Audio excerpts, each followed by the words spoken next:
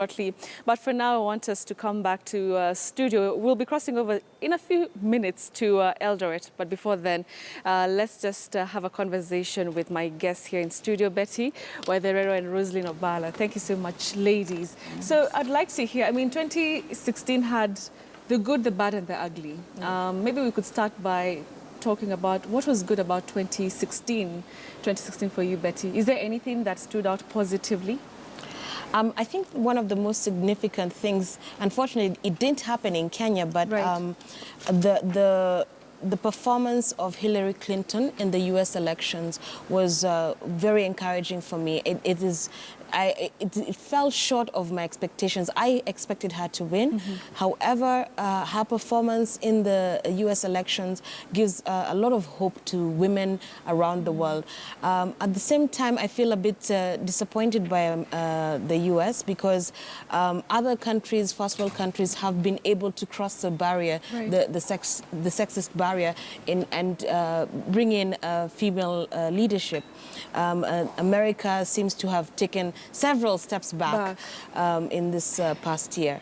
So the fact that America didn't do it, do you think it's going to now take longer for countries like Kenya to actually get there? Because they kind of like set the pace for so many things. Not really. Okay, well, for Kenya, the dynamics in Kenya is a highly conservative country. Despite how liberal we think we are on Twitter, on social media, we are highly conservative. And we can see this in the way that our current women leadership is treated. You saw how Miguna talked to Esther Passaris on a TV show, no less. We saw how Emilio Odhiambo was treated, or rather spoken about by Moses Kuria in the last few weeks. So we can see that there's a very strong animosity towards women leadership. And it's not just from other politicians, it's also from the public. So the way our dynamics works is that we need to find a way to cross those barriers. I think that the increase in terms of girls passing to go into university will make a difference. But the sort of social change that is necessary cannot happen quick enough. One of the things that it was a total setback in my view was the Election Laws Amendment Act, which created the locking-in facility.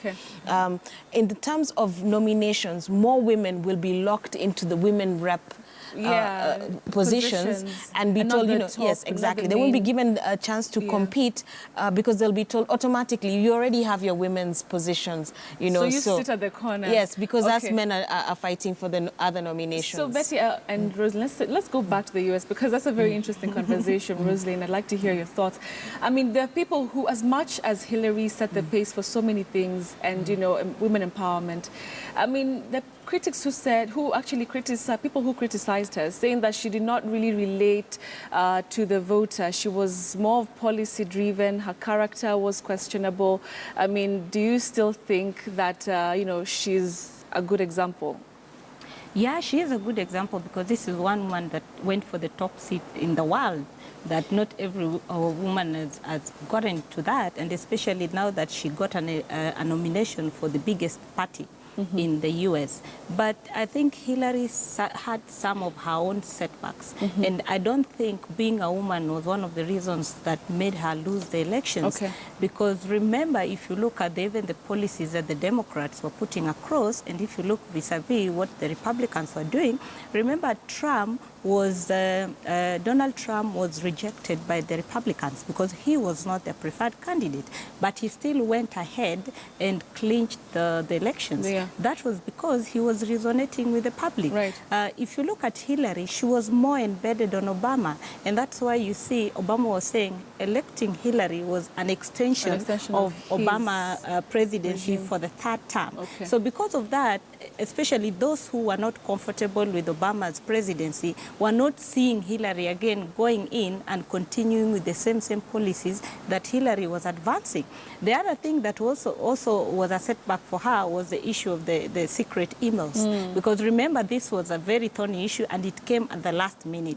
So because of that, remember when it came in, we had the early voting.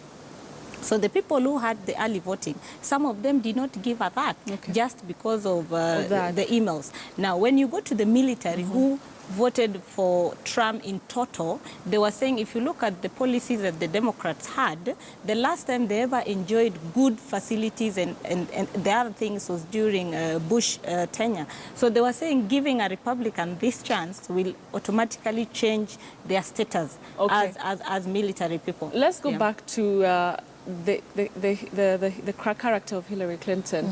So, Betty, is it about just having women up there in political positions or whatever positions, or is it about having quality women?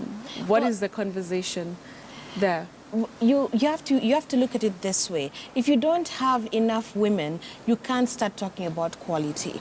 You have to have quantity in the first place, so then you discern that, you know what, this is a much more reasonable politician than this one. So what we have in Kenya, for instance, is you have almost 80% are men. So the few women who make it through cannot be judged on the quality of their leadership because they are just a few. There's nothing else to compare with. But at the end of the day, there are individuals who have Yes, I agree with that. So when you're comparing now, are you comparing the women's leadership with men because they are women, or are you comparing them with their policies? And this is the same question we ask with Hillary. How many women presidential candidates have made it this far? She's the first of her kind. Yeah. She's been in politics for over 40 years. In 40 years, her character and her ability to deliver on policies for the Democrats has been unquestionable. Their particular, as Roselyn has mentioned, their particular approach in this campaign fell far short from of understanding the populace general sentiments outside the urban cities. So you can't really talk about quality women when you're talking about Hillary Clinton. She is the quality. She is it, because she's been there for 40 years. Yeah. She's the first of her kind. She's risen through the ranks. She's made it this far. She was beaten by Obama, and then she was supported by Obama. I think that her performance has been exceptional for a woman. All right, so let's talk about the other guy now, Donald Trump. Finally, he is the president. That was also something that shocked the world, literally, because just like you, very many people thought that Hillary would actually win. So, I mean, looking at that and what had happened previously, Brexit, people were saying, you know, Americans, you better learn from what has happened with the Brexit. Don't do it, you know. But there seems to be sort of like a revolutionary wave, so to speak, across the world where people are going against the grain. Was Hillary a victim of that circumstance? Well, what you have to look maybe at... Roselyn, you can talk to us about that. I think that could have also played out, but I was privileged to attend some of the campaigns that were happening.